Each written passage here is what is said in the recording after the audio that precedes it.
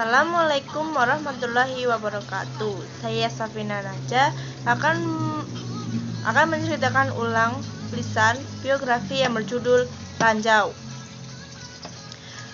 Buku yang ditulis oleh Pepi Nugraha ini memberikan sebuah penjelasan mengenai hal yang harus dihindari dalam menulis biografi atau menulis sosok dalam rubrik harian.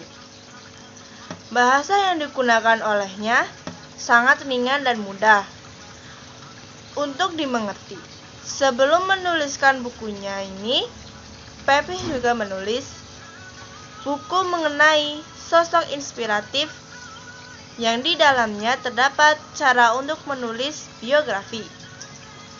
Dalam buku ini terdiri dari 11 bab dan per bab itu memiliki contoh yang merupakan tulisannya ketika masih bekerja di harian Kompas.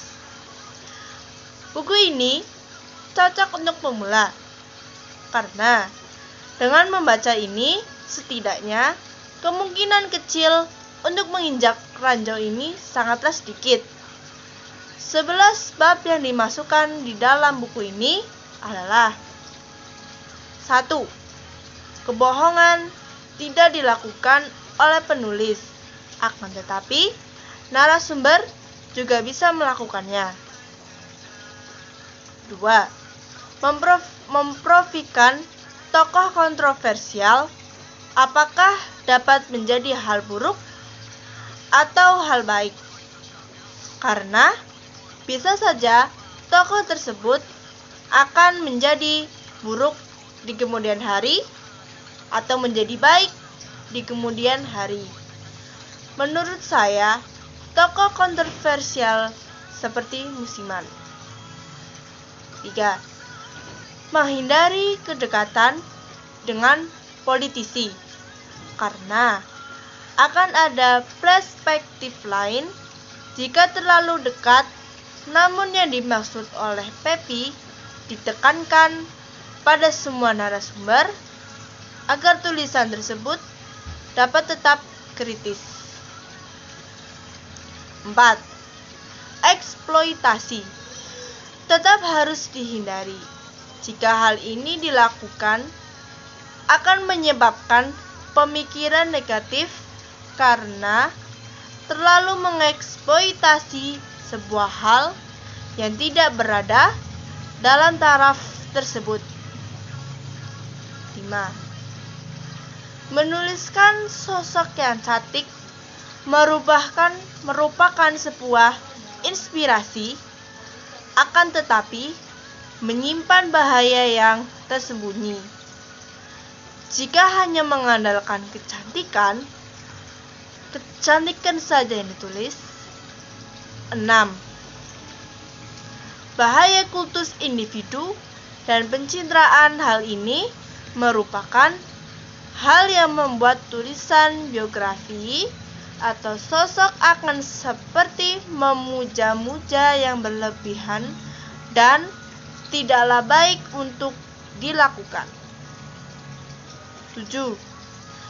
Tak kenal maka tak pernah pula wawancara merupakan hal yang perlu dihindari karena bagaimanapun ketika menulis biografi yang kita tak mengenalnya akan membuat tulisan tersebut terkesan tidak hidup.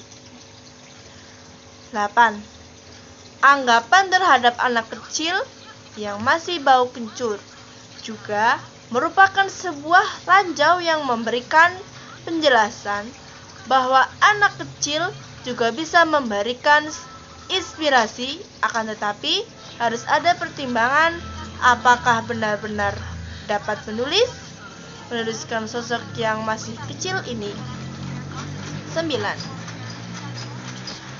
Fanatisme yang berlebihan akan membuat tulisan biografi atau sosok terus-menerus membahas apa yang menjadi fanatisme dari seseorang penulis. Oleh karena itu, perlu dihindari hal ini. Bahkan dalam urusan ngopi. 10. kekaguman yang berlebihan akan melenakan, karena jika menulis biografi atau sosok yang mengagumi terlalu berlebihan, tulisan tersebut akan hanya menuliskan hal-hal baik saja. Bagaimana bisa menulis sisi lain dari orang tersebut jika terlalu berlebihan? Yang terakhir, 11. Sogokan merupakan sebuah ranjau, bahkan racun yang mematikan. Kenapa? Karena tulisan yang dimuat akan berisikan hal-hal yang ingin diungkapkan oleh narasumber atau hal-hal yang ingin disembunyikan. Tulisan ini akan menjadi tulisan yang tidak jujur. Dalam buku ini hanya membahas ranjau-ranjau yang dianggap sangat penting bagi penulis untuk dihindari. Dan ranjau yang dituliskan oleh Pepih ini merupakan ranjau yang akan sering ditemui oleh penulis biografi atau sosok ini. Dengan mengikuti beberapa ranjau ini, penulis biografi dapat terhindar dari masalah-masalah yang akan ditemui ketika menjadi penulis.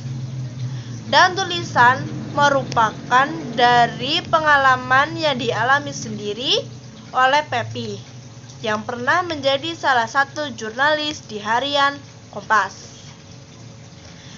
Sekian dari saya, mohon maaf jika ada salah pengucapan.